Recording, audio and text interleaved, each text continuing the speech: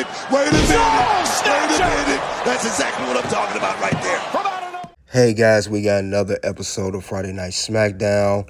We gonna tune in more at the Red Carpet Rain, go over everything of how the show went down. If you come at the king, you best not miss. Acknowledge us. Hey guys, it's Red Carpet Rain here. We will talk about WWE SmackDown Cody Rhodes and Randy Orton team up. We're going to SmackDown recap. Let's talk about the show, what happened. Now, this is the SmackDown, guys, that was for right after, I would say October 3rd. And this here is, we had the kickoff of Friday Night SmackDown of Cody Rhodes and Bron Breakker and Paul Heyman and Bronson Reed was all in the ring. So they had a segment there. And next thing you know, he talked about Cody Rhodes talking about the Crown Jewel ring last year. And he reminded everyone that it was the first Crown Jewel championship. But he didn't really talk long. Paul Heyman, that's when they came out and interrupted him. And, you know, Paul Heyman, he planted some seeds saying that when Randy Orton came out with Cody to even a score as they was going to attack him, because when Cody Rhodes was game, he said he ready to go. He said the best decision, but ready to fight Bron and Bronson. And when Randy came out, Paul Heyman planted seeds that he's the Viper. He'll turn on everyone, and then he always stare at the championship, meaning Cody Rhodes' title, and you cannot trust him. Now, it was okay promo, but it didn't really hit the spark for SmackDown. Meanwhile, we did get a one-on-one match. Originally, it was supposed to be Sami Zayn versus Carmelo Hayes for the United States title. Shortly before Carmelo Hayes went out there, he had told The Miz that Melo, Del Miz is done. He said nothing personal. This is done. I'm not going to, think no more about it. We're going to go set our separate ways. I go my way, you go your way. And you could tell Miz was going to do something to Carmelo Hayes after that, after Carmelo walked off. Now, as Carmelo was prepared to came with his entrance music to fight Sami Zayn for the United States title, that's when Miz came from behind him and hit him with the Skull Crush finale. And this when officials came in and broke Miz up from Carmelo. And then we saw Aleister Black walk pass through, and he ended up accepting an open challenge to fight Sami Zayn. Now, this is actually a very, very good match. Sami Zayn has been doing very good with the United States title open challenge. We saw it last week with Javon Evans. This week we see it with Aleister Black. Now, Aleister Black would not defeat Sami Zayn. He got close a few times, but what happened was Damian Priest came in for a distraction. And then that caused Sami Zayn to hit the Blue Thunder Bomb and get the win and retain United States Championship. Afterwards, Damian Priest would clear the announce table. He put Aleister Black through the announce table with a razor's edge to end that segment. And later it will be announced Damian Priest laid out a challenge. Next week on SmackDown, it will be a last man standing match between Aleister Black and Damian Priest. But very, very good match. Very good match between for the United States title open challenge. Then also we saw backstage Javon Evans was talking to Nick Aldis. Nick Aldis told Javon Evans, you have a bright future here. He said, I will keep you in mind. So there's teasing that that Javon Evans may get a call up to the SmackDown very, very soon. Don't know when with the timetable, but he won't be on NXT much longer. Then we had a tag team match. We had Chelsea Green and Alba Fyre versus Soruka and Zarya. Another solid match. Chelsea and Alba did a very good job putting Zarya and Soruka over. They are so very good for them. And ended up being Soruka and Zarya defeating Chelsea and Alba. But this was good. Soruka hitting that soul snatcher on Chelsea was amazing. And those are also two talents that's going to eventually come to the main roster because they got main roster badge for SmackDown. So that I could see them as well as Javon Evans come to the main roster. And there has been talk about Soruka coming to the main roster, her and Zarya both. But other than that, speaking of which, Javon Evans, he had a match. I believe he had a match. He teamed up with Rey Fenix. They defeated Los Garzas.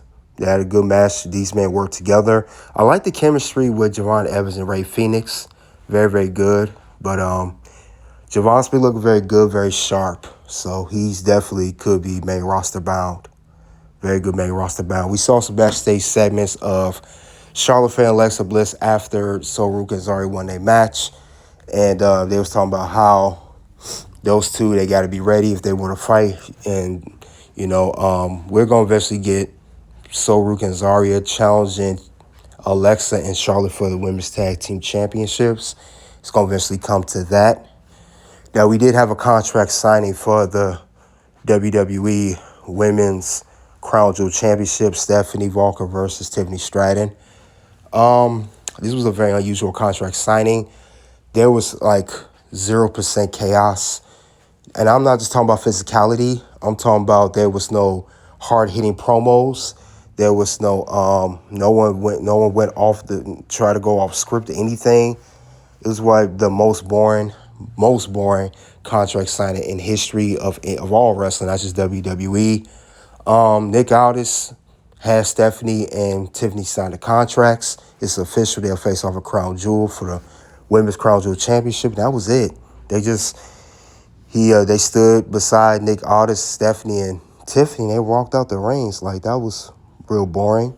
But we had that going on. Now, we did see how Kiana James and Julia, Kiana James wanted to represent Stephanie Vaquer. Now, they attacked Tiffany Stratton first, and they would eventually come to Julia trying to attack Stephanie, and Stephanie attacked Julia. Obviously, Stephanie Vaquer did not agree with that decision, said she's not doing it. So we're going to get a match with those four next week, Julia, Kiana James versus Stephanie, and Tiffany. Then we had Jacob Fatu cut a promo talking about Drew McIntyre. I didn't like the promo. I mean, Jacob Fatu, his promos are all the same. He says the same thing. All gas, no brakes, yada yada, yada. Blah, blah, blah, blah. Same thing, same old song. Wasn't feeling that too much. So then we also had Solo Sikoa. He keeps talking about his new family tree. He's reintroducing everybody. A couple weeks ago, it was Tongaloa, and then it was Jason Mateo. And then now he's talking about Tala Tonga and how they say they love Solo and they'll stand by him and all that. And Solo say he appreciate everything they done. Another boring vignette of Solo. This whole thing, my family tree, they need to get rid of that. It's not going anywhere. Meanwhile, we had the main event steaming from the beginning of the show. It'll be Cody Rhodes and Randy Orton teaming up against Bronson Reed and Bron Breakker. Now, this match here was solid. It was a solid match. It could have been either T going either way. But the game changer, the turning point in the match, it would be when Seth Rollins came in. While the referee was distracted, he hit a curb stomp to Randy Orton. And Paul Heyman was distracting the ref. That let Bronson Reed hit the tsunami on top of him for the pin and the win. And he tried. Now, while Seth was outside with Paul Heyman by the apron, and he saw Cody, he saw what happened to Randy. He got stomped, and of course, he lost the match with Tsunami. Seth is really obsessed with Cody Rhodes. He wants to take him out. This is personal to him. And Paul Heyman warned Seth, don't do it, don't go in there. Seth went in there anyway. Now, he tried to attempt to hit a curb stomp on Cody Rhodes. Cody Rhodes ducked out of the way, and he ended up hitting Seth Rollins with a crossroads, got him out the ring, and that was it. Close out of SmackDown.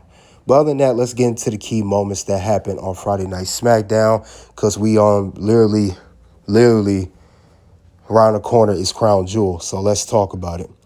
Now, what's going to steam up for, I believe, one of the feuds on SmackDown, Carmelo Hayes and Miz. Miz feels like he tried everything to mentor Carmelo Hayes, take him under his wing, be a tag team, but all he did was manipulate Carmelo Hayes, as Carmelo Hayes stated. So these two going to have a short feud for a while, hopefully not too long. Hopefully it puts over Carmelo Hayes, at the end of the day.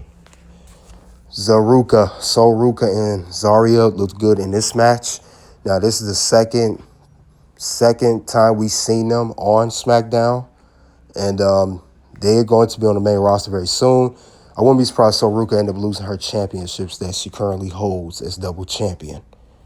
Then we have Javon Davis, as I stated earlier, another main roster-bound superstar.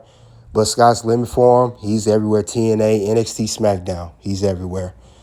Now, this whole Randy Orton and Cody Rhodes, at some point, Randy Orton is going to turn on Cody Rhodes or vice versa. They're just saving it, but it is so obvious what's going on between Cody and Randy Orton. So let me go over my review of the show here. All right, this show for this week, I give it a 3 out of 5. I was not the biggest fan of this show this week. It's just the bookings all over the place, not consistent. That's how I felt about Friday Night SmackDown. But other than that, though, guys, that's all I have for WWE SmackDown Cody Rhodes and Randy Orton team up. You guys let me know what you think. Check out the content below. Until then, guys, you already know what it is at this point. It's OUT.